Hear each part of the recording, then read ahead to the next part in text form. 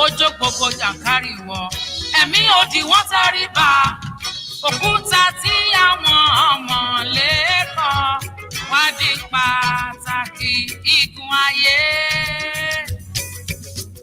Ọwọ́ àánú rẹ̀ tó fi gbà mí ó ga, mo ṣe.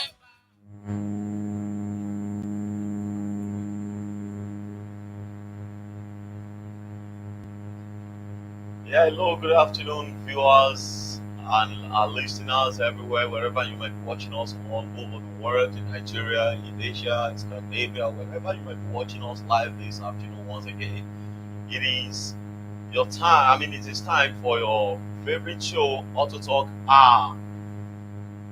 This afternoon, we will be talking on sensors and actuators as we usually do.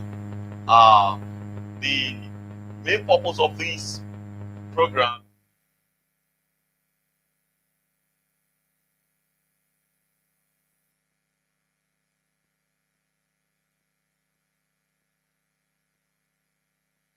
ending unnecessary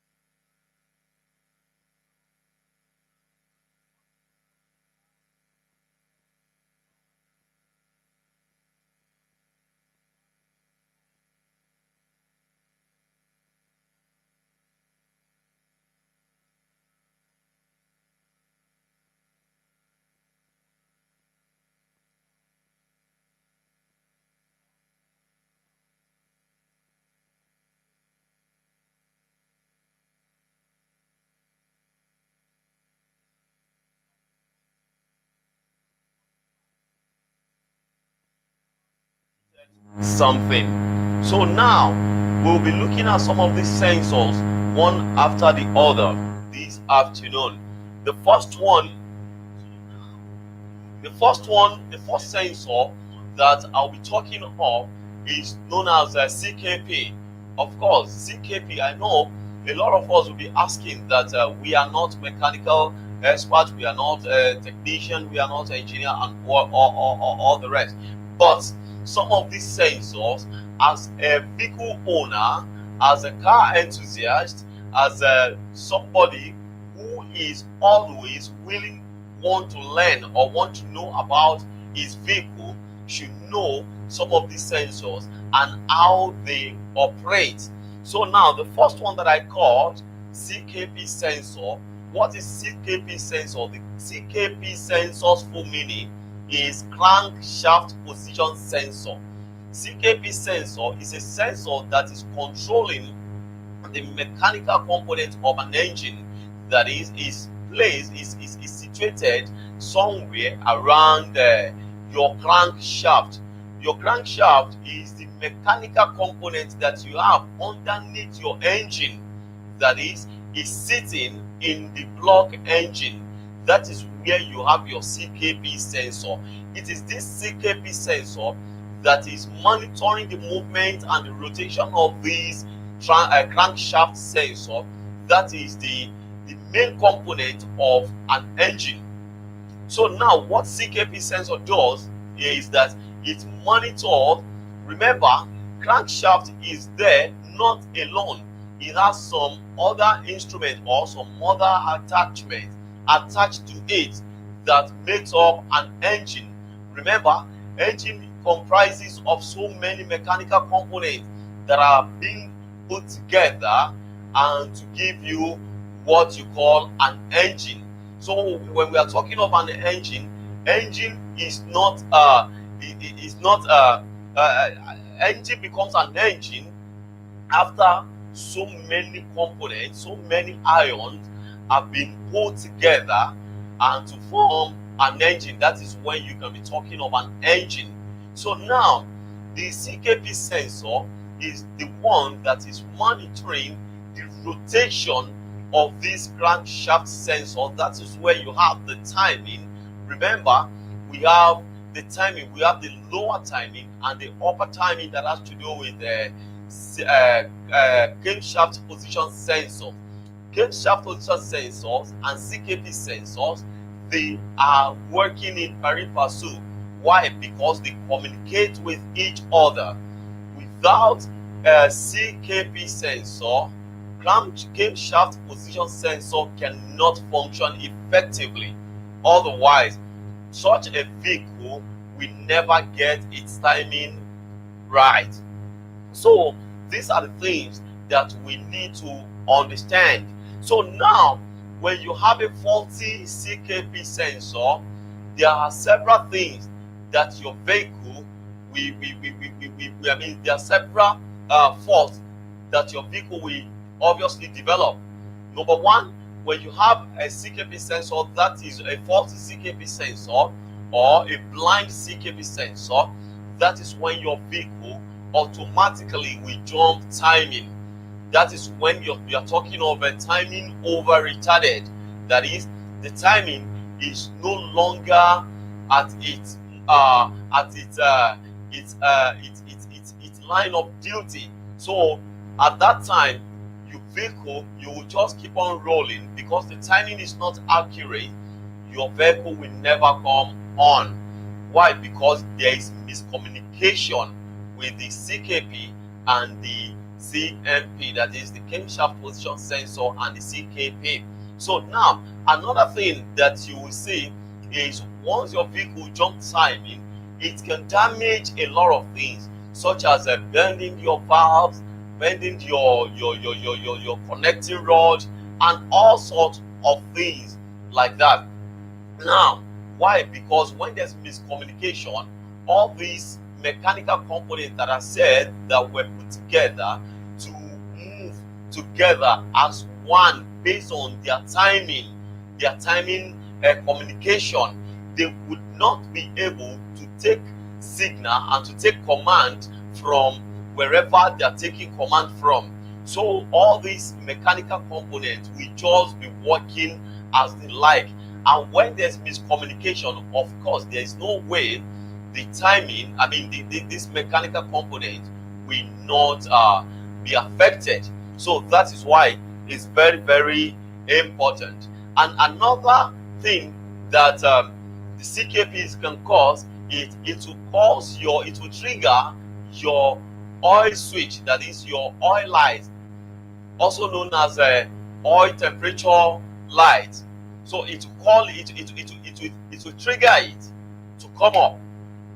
And the moment it come up, that's to tell you that several things are at stake. Number one, there will be deprivation of oil into the oil pump. Your oil pump is the heartbeat of that particular engine. That is taking the oil from the underneath part of the engine and push it up, just like the heartbeat of a human being. So these are some of the things that we need to be on the lookout for whenever you are driving and suddenly you discover that the oil pan, that is your oil switch, something that looks like a pan, like a tray, is flashing continuously. The first thing you need to do is to pull over and check. Number one thing you need to check is that, is there enough engine oil in this car? If there is enough engine oil in the car, you need to check, is there communication with these sensors? If the communication, now how do you know whether the communication is effective or not? That is when you need the help of a professional by using what we call diagnostic tools to communicate effectively with some of these machines. They are, so as just like you have mechanical components that are monitoring this the functionality of your engine, so also we have the electrical component that are monitoring these things. So these are some of the things that these three sensors, they work together, they work in pari passu. So if any one of them is faulty, obviously it will affect one. It will affect one, which can lead to the damage of your engine.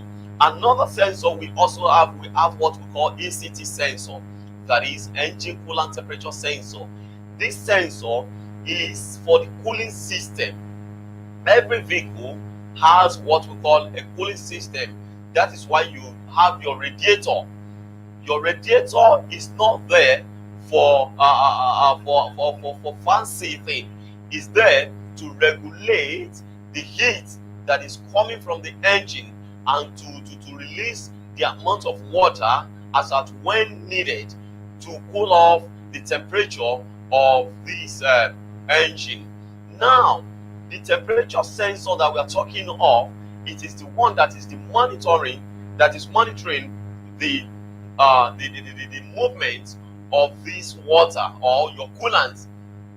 Permit me to use water. Why? Because people are so used to water, but we call it coolant. So when I'm talking of coolant or water, you should know that I'm talking of the liquid that we put in our radiator. So now it is this engine coolant temperature sensor that is monitoring the hotness or the coldness of this the coolant. Now this ECT also serves as a heater circuit sensor.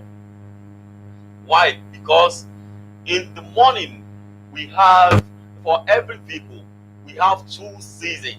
We have the open mode, that is the open loop, and the closed loop. When your vehicle is totally cool off, probably you parked it overnight and you want to start it in the morning. When you start it, you will discover that the sound of the engine will definitely go up. It will go higher than 1,000 RPM. At most, it will be at between the RPM, the revolution of 1,200 to 1,500 revolution per minute. Why? Because as at that time your vehicle is on open mode. Now, when your vehicle is on open mode, what does it mean for a vehicle to be on open mode? Number one thing is that is when your vehicle, the component, remember, just like human beings, they've gone to sleep. So now you are just waking it up. As you are waking them up, that is when it's on open mode. So now, as it's getting heated up, it is this sensor that is announcing to all those areas that need to know about this thing that come. This is this that you need to come to work. You need to start working. You need to start functioning. So now, the moment that vehicle is on the revolution of 1,500 RPM, on the RPM, so now that is to tell you that the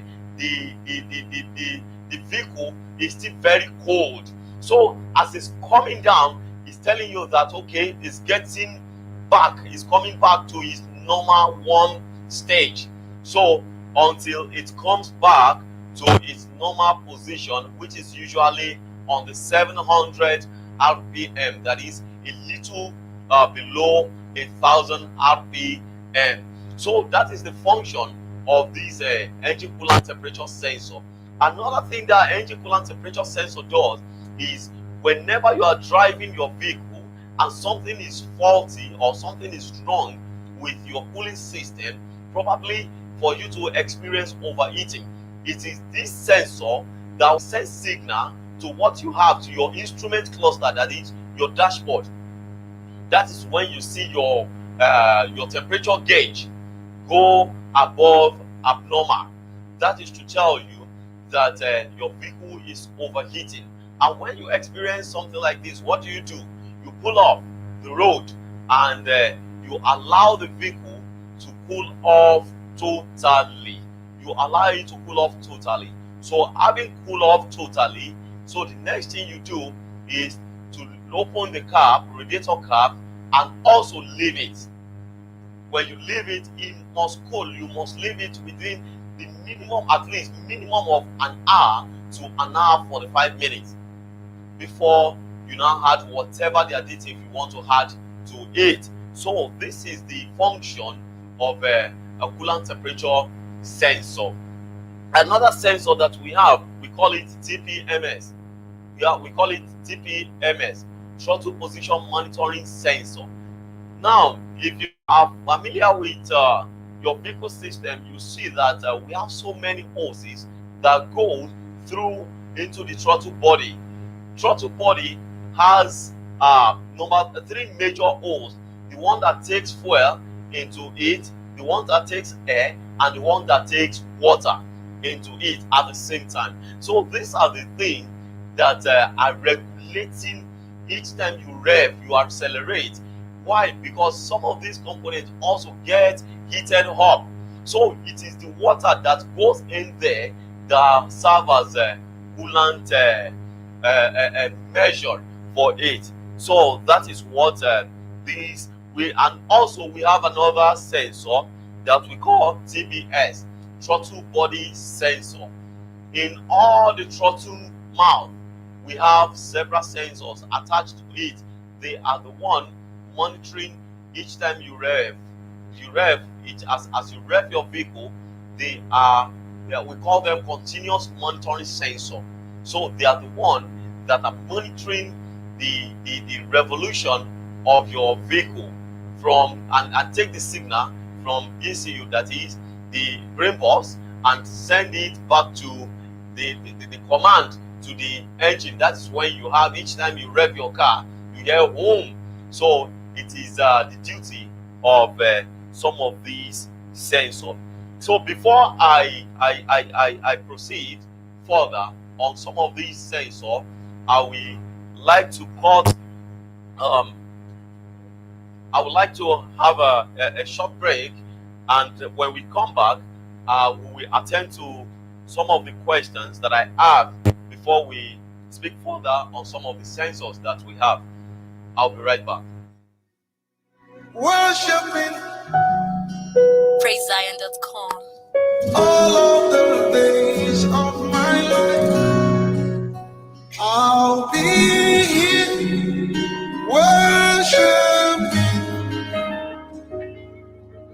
All of the days of my life, everybody say,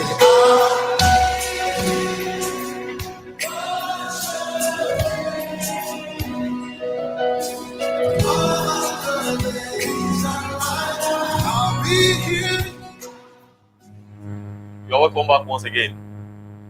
Before we went on that short break, we have spoken about so many sensors. We talk about CKP, the CMP, the ECT, and some other sensors like that. And I have spoken on their functions. So now we have this question here is, which is both for my car during this hot temperature? Okay, this person is talking about the oil suitable for his vehicle, especially in the hot environment. Yes, now every vehicle comes with what we call manufacturer's specification. So he's talking about a Toyota Corolla 2009. That which oil, that is it a synthetic oil or multi-grade oil that is good for this vehicle because of the temperature. Now, number one thing that I would need to say is this. Like I usually say online, that we have various degrees of engine oil. So now, when we are talking of hot temperature region, so we have different kind of oil. Of course, number one oil that I will encourage is you go on synthetic. Why? Because it regulates the amount of hotness that comes into the engine. Why? As a result of friction. When there is too much heat out there, obviously, especially if you are using a oil that is not that is not suitable for that particular temperature, so it will definitely damage your engine. So I encourage that you go on synthetic. And apart from that, we have a particular oil that is designed for, we call it all climate oil. All climate oil. Why? For instance, in some coldest part of the world, region in the world now, there are some oil that you cannot use. If you use them before they break, forget it. It becomes solidified in the engine. So also in the coolant. So also we have, that is why we have a antifreeze coolant and we have a anti-rust coolant. So I would suggest that this person to always go on all climate oil. All climate oil falls in the class of a synthetic engine oil. So I think I've been able to answer that question. I was at the filling station and their attendant, okay, of fuel saver, okay. Now, it's always good to use a fuel saver component. It's an adhesive. It's an adhesive. But any fuel saving component that you want to use that does not have what we call octane in it, you shouldn't use it. Why? Because octane is a very powerful agent in the petrochemical industry. So what it does basically is it decarbonizes your engine, and it gives your engine, you see, whatever component that you want to add that will be that will be a toxin in your vehicle, I don't think you should use it. So any component that you want to use, just make sure that you go through the composition, make sure that it has an octane in it. Another question that says, good day, my Toyota Island 2009 check engine light blinks continuously when accelerating. Why? Now that is loss of power. There's no two way to that. When you are driving on a very high speed, and at times maybe you are ascending a hill and your check engine light begins to blink continuously, that's to tell you that the condition of that engine as at that time cannot cope with the stress that you are taking it through. That is why it's communicating with you that I am not fit for this particular condition. So now, what are the things that are likely to cause some of these things? Number one, bad ignition coil can lead to that. Number two, bad ignition spark plugs can also. So these are the things that you need to check. And if your nozzles are not firing well, definitely your check engine light will definitely come up when you accelerate. Now, so as a result of this, you have a misfiring problem, and also your vehicle will always go up more fuel, will consume more fuel than expected. Why? Because of the rate of incomplete combustion that you'll be experiencing. Why? Because your vehicle is not firing as expected. So that is for that. Please, what can be the cause of tapping brake? My brake bounces when I press it. Now, when your brake bounces, that's to tell you that there is a miscommunication between your restraint system, that is your suspension system, and your ABS. When there's miscommunication, of course, it will definitely tap. So that's to tell you that such a vehicle is being deprived of its full function, that is the anti-skidding agent, which is your ABS, to function. So when you have something like that, you need to check. Number one thing that you need to check is you need to check your ABS, scan it. You run a scan on it. That is it functioning well? Is it discharging well? So they need to check all the legs if truly they are supplying as expected. And also you need to check your brake pad. Brake pad can also tap. If your brake pad is not aligned with your brake disc, it will definitely tap each time you press. So as a result of this can damage your ABS module. So it's very, very important to check that. And please, what is the difference between an hybrid car and the conventional ones? Wow. Just like the name implies, an hybrid vehicle, they are power saving vehicles. They are fuel saving vehicles. Why? Because hybrid vehicles, they are dual power generation vehicles. What do I mean by this? Number one, they have two major sources of livelihood. That is, your conventional vehicle draws basically on gas. It's either on gasoline, that is the petrol, or diesel. So now, hybrid draws on is either LPG gas, that is your LPG gas, and petrol, that is your normal gas, or full battery and gas, that is petrol or diesel, or whatever the case may be. So it could come as in any form. So now the advantage over each one of them is, if you are driving an hybrid vehicle, for instance, and you are obviously, you'll be running on let's say almost 0% fuel. Why on your conventional vehicles you are running on fuel? Wherever your fuel finishes, that is where your car stops. But for your hybrid vehicle, of course, the two fuel cannot be exhausted at the same time. So now, let's say you are running on the battery, that is the power battery or the solar or whatever it is, and a fuel. So it switches. It has a what we call switch sensor. So now, if you want to run fully on battery, what you do is you engage it to drive on battery. You are running on battery, on full battery.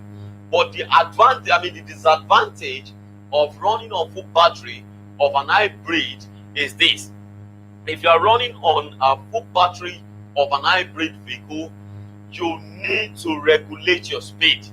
Why? Because the more you move, the more you charge the battery of an hybrid system. And now, when you charge and you overcharge an hybrid system, and finally you get to your final destination, how do you discharge the battery? So these are some of the things that can kill the battery, that can damage the battery of an hybrid. So for an hybrid vehicle to be fully effective, you must be able to regulate your speed and to make sure that, okay, your battery are not overcharged all the time. And each time you charge them, you overcharge them, you must have a means of discharging them. Otherwise, you will damage the battery. And so also for the gas, of course, gas does not need an extra charging. So what it needs basically is just for you to have a gas in it and to run on with your vehicle. If you don't have any gas and you don't have the petrol also in the vehicle, of course you cannot move. So these are some of the advantage of some of these vehicles over each other. But I can bet you they are fantastic vehicles. They are excellent vehicles. Especially the world is going uh, the world is going more electrical now. Why? Because we have remember, an hybrid vehicle is half half. That is 50-50 technology technology system. So now you are running on battery and petrol. That is a 50-50 thing. Also, we have what we call full electric power generation vehicle. That is, they are not an hybrid vehicle. They are basically on power generation, just like the normal electricity. Your hybrid vehicle charges itself. You don't charge it. Why? Because it has a charging component within the engine component. So, but also for your full electric vehicle, it has a charger like a DC and AC charging port that must be connected to a socket, probably within the four wall of your your house, or a charging station. Just like you go to a filling station to buy fuel. Also, we have what's it called? We have a charging station, that is charging bay for electric vehicle. But for the hybrid, they are not like that. Hybrid charges itself because of its own charging module that are attached to the engine. So that is why you must know how to manage this vehicle so that you don't damage the battery in no time. I think I've been able to answer that. And so that takes us back to our sensor, as we have been talking on sensor. Remember, when we started the program, I told us that today we are looking at some of the sensors and actuators that we have in automobile. So I've spoken about the CKP sensor, the camshaft sensor, oil switch sensor. We talk about TPS, we talk about the ETC and TBS. So also we have another sensor that we call gear sensor. Just like your engine has several sensors on it. Remember, vehicles are divided into three main parts. We have the engine, you have the transmission, which is your gear, and your body. In fact, four, and your suspension system. So that is four. That is why in diagnosing, we have several protocols that can communicate with some of these areas. So in diagnosing, we have what we call, we have P, we have P, we have C, and we have U. P stands for the powertrain, and we have B that stands for the body, and we have C that stands for the communication, and we have U also communication. U communication are divided into two. That is, you have the communication. When we are talking also communication, remember we are talking of the legs, that is your suspension system, restraint system, anti-crash sensor, and all those things. So that this communication system, your door, your airbag, your radio, your GPS, and all that. These are the communication. So when we get there, we'll definitely talk more on that. But today, so as we have been discussing, I want to speak on the gear sensor. So now, when we are talking of gear sensor, we have what we call shift solenoid. And when we are talking of shift solenoid, of course, every gear has its own shifting solenoid, depending on the number of the speed of the car. Remember, we have some vehicles that are 4-speed vehicles. We have 5-speed, we have 6-speed, we have 7-speed. That is your 1, 2, 3, 4, and the reverse makes it 5. And we have some vehicles that their gear speed, their gear selection speed is 1, 2, 3, 4, 5, and the reverse make it 6, 7. So these are some of the shift solenoid. Now, in shift solenoid works basically for automatic driven vehicles. Why? Because they are self-selection vehicles. Nobody is selecting the gear.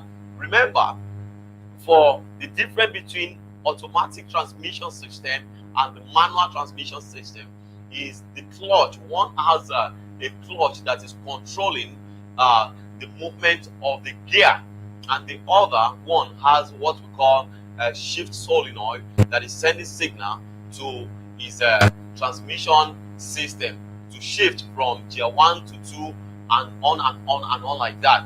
But in in manual transmission, you have to do this yourself with the help of your clutch system. So, when we are talking of shift solenoid, so these are some of the things that we have to consider. If any of the solenoid is faulty, definitely your vehicle transition will definitely be affected. And unfortunately, we are out of time today, and I think it's been a wonderful time with you guys, wherever you might be watching us, listening to us live, and it's our pleasure that we have more time on our program so that we'll be able to enjoy ourselves. But you have any information regardless any of the topic that we have treated over the time past, or you have any question, or you have any suggestion, or whatever it is, feel free to send in your message to any of our communication channel, that is +234 70 53 70 50 15, or 070 208 30 60. So thank you very much for having me on the show today. Next week, God's willing, is another time again. Feel free to drop your questions. Thank you very much. Enjoy your day.